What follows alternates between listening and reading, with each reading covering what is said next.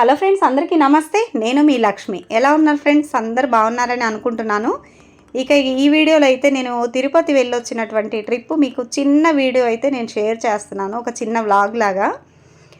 ఎక్కువైతే వీడియో తీయలేదండి, ఎక్కువ ఫోకస్ చేయలేదు నేను. ఎందుకో ఆగి వెళ్ళి 2 ఇయర్స్ నుంచి ప్లాన్ చేసి వెళ్ళలేక వెళ్ళాము అనేసి నాకైతే ఫుల్ ఫోన్లకు ఎక్కువ ఎడిక్ట్ అవ్వకుండా చాలా ప్రశాంతంగా దర్శనం చేసుకొని రావాలని మెంటల్గా ఫిక్స్ అయ్యానమాట. ఇక అందువల్ల ఎలా లైట్గా షూట్ చేశాను. ఇక మేము ఇక్కడ 5:30కి ట్రైన్ ఎక్కాము నర్సరాబాద్లో. మార్నింగ్ 3:30కి దిగామన్నమాట అక్కడ ట్రైను. అక్కడి నుంచి ఆటోలో అలిపిరి మెట్ల దారి వరకు వెళ్ళడానికి ఆటోలో వెళ్తున్నాం అనమాట. అసలు ఎర్లీ మార్నింగ్ ఎంత బాగుందో అక్కడ వ్యూ వచ్చేసి, ఇంకా కొండపైన అయితే చెప్పక్కర్లేదు. ఇలా స్టార్ట్ అయ్యామన్నమాట.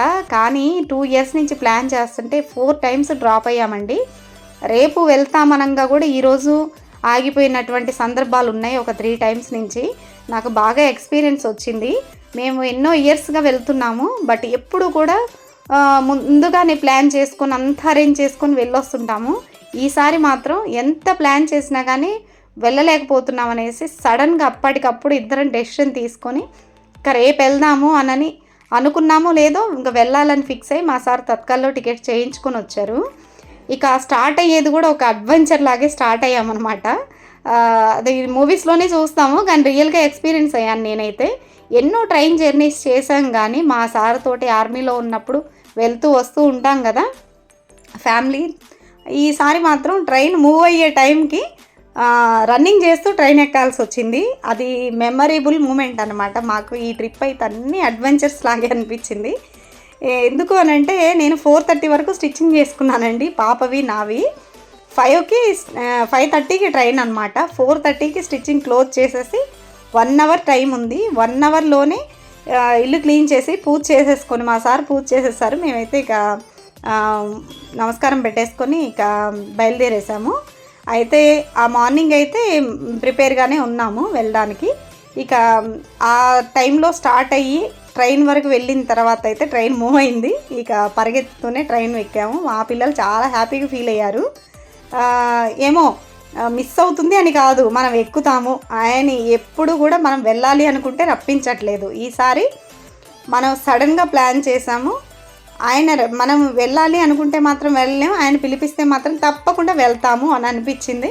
ఇక కొండ మీద నడక దారిలో అయితే స్టార్ట్ అయ్యాము అలిపిరి మెట్ల దగ్గర నుంచి. మేము ఇన్ని ఇయర్స్లో కూడా ఎప్పుడు కూడా మెట్ల దారిలోనే ఆ స్వామి దర్శనానికి అయితే బయలుదేరుతాం అనమాట. ఒక్క కరోనా టైంలో మాత్రమే మా సొంత వెహికల్లో వెళ్ళి ఈవినింగ్ కల్లా వచ్చేసాం. ఎర్లీ మార్నింగ్ వెళ్ళిపోయి నైట్కంతా దర్శనం చేసుకొని వచ్చేసాము.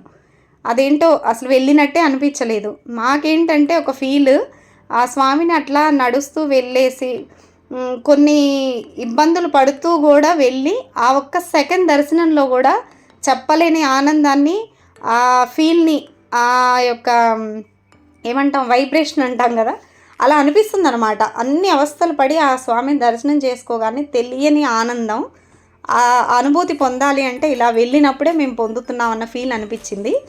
ఇక ఇక్కడ ఆంజనేయ స్వామిని కూడా దర్శనం చేసుకొని చక్కగా ఇక్కడ వరకు మాత్రమే నేను చిన్న క్లిప్స్ తీశాను. ఎక్కువ ఫోన్లో ఛార్జింగ్ కూడా లేదండి, నేను నైట్ చూసుకోలేదు. ఇక ఎక్కువ టైము నేచర్ తోటే ఉండాలన్న ఫీల్ బాగా అనిపించింది అనమాట. ఇక చక్కగా స్వామి దర్శనం చేసుకొని మెట్ల మార్గంలో అయితే ప్రయాణించేసి ఇక ట్రిప్ అయితే స్టార్ట్ అయ్యాము. ఈసారి న్యాచురల్గా, అంటే ఎటువంటి రూమ్స్ తీసుకోకుండా చక్కగా అక్కడ స్పెండ్ చేస్తూ ఆ స్వామి దర్శనం ఎప్పుడు కలిగితే అప్పుడు దర్శనం చేసుకొని వద్దామని మేము వెళ్ళామన్నమాట. ఇక్కడ మధ్యలో చిన్నవి క్లిప్స్ తీసుకున్నాను. మ్యాంగో సీజన్ కదండి, చక్కగా దారిలో కూడా ఇట్లా చెట్లు ఉన్నాయి. మనం చూసుకుంటూ వెళ్తే ఆనందం వేరు. దారిలో మంచిగా మ్యాంగోస్ కూడా అమ్ముతుంటారు కదా, అవి తినుకుంటూ మధ్యలో రిలాక్స్ అవుతూ ఆ స్వామిని మనం నామజపంతో వెళ్తే అసలు ఆ ఎక్కినంతసేపు కూడా మధ్యలో అలసటగా అనిపిస్తుంది, నేను ఎక్కలేకపోతున్నాను అన్న ఫీల్ అనిపిస్తుంది. కానీ మళ్ళీ ఏంటో దగ్గరకు వచ్చేసాము అన్న ఫీలే అనిపిస్తుంది. పిల్లలు మాత్రం చాలా బాగా ఎంకరేజ్ చేశారు. కానీ నేను ఒకటి గమనించానండి, ఇంతకుముందు కన్నా ఇప్పుడు కొంచెం నాలో యాక్టివ్ అయితే తగ్గింది. ఇక అయినా బాగానే ఎక్కగలిగాను.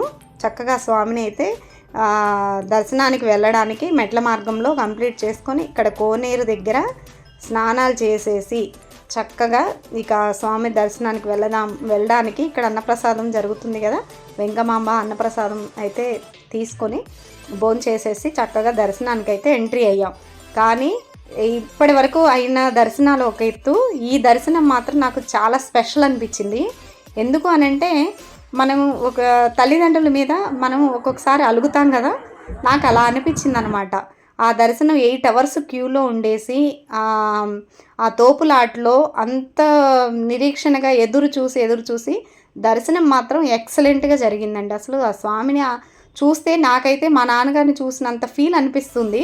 నేను ఒక 3-4 టైమ్స్ నుంచి గమనిస్తున్నాను. ఆ క్యూలో అంత అవస్థ పడుతూ వెళ్ళి కొన్నిసార్లు చాలా త్వరగా దర్శనాలు అయినాయి, సార్లు చాలా లేట్గా అయింది. ఈసారి చాలా 8 అవర్స్ వెయిట్ చేసి ఆ క్యూలో వెళ్ళి మేము దర్శనం చేసుకున్నాం. కానీ ఆ దర్శనం టైం అయితే ఎంత ఫాస్ట్గా ఎంత చక్కగా అయిందో. నేను ఎప్పుడు ఇంతకుముందు ఒక 4 ఇయర్స్ బ్యాక్ ఉన్న నా మైండ్ సెట్ ఏంటంటే వెళ్ళాలి అనుకుంటాము, మొక్కుకుంటాము, ఈ మొక్కుబడి చెల్లించడానికి కొండకు వెళ్ళాలి అన్న ఫీల్తో వెళ్ళేదాన్ని. ఒక 3-4 టైమ్స్ నుంచి అయితే ఇక ఒక తండ్రికి మనం ఒక నాన్నకి చెప్పుకుంటాం కదా, అలాగా ఏదో చెప్పాలని వెళ్ళడము, ఏది అనిపిస్తే ఏది మంచి చేయాలనిపిస్తే అది చేయి స్వామి, నీ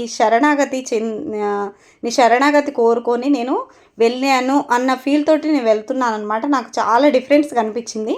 అంటే ఒక భరోసా, ఆ స్వామిని నమ్మితే ఒక భరోసా అనమాట. నేనున్నాను, ఏదన్నా తప్పు చేస్తే కొన్ని తెలియని చేస్తాం, కొన్ని తెలిసినవి చేస్తాం. తెలిసినవి ఎలా అంటే మనం ఆ తప్పు చేసిన తర్వాత మనం తప్పు చేసామని తెలుస్తుంది.